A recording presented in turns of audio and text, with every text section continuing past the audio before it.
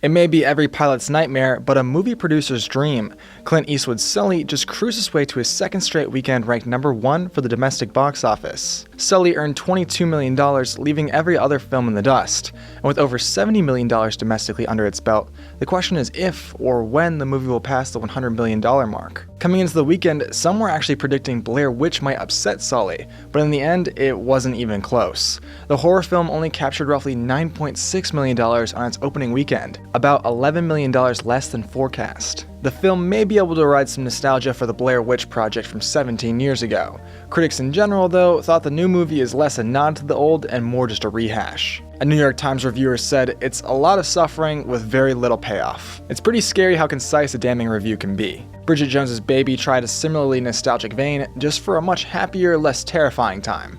In the end, it wasn't enough though. Baby slipped behind Blair Witch for third place. It's been 15 years since Bridget Jones started keeping her diary, and it had been 6 years since Renee Zellweger had been in a movie.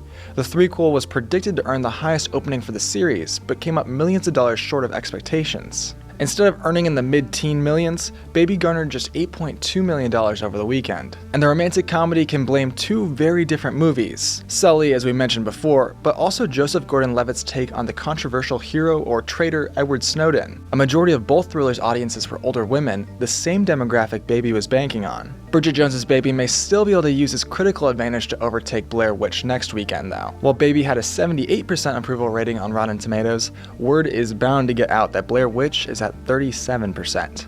For Newsy, I'm Ryan Beek.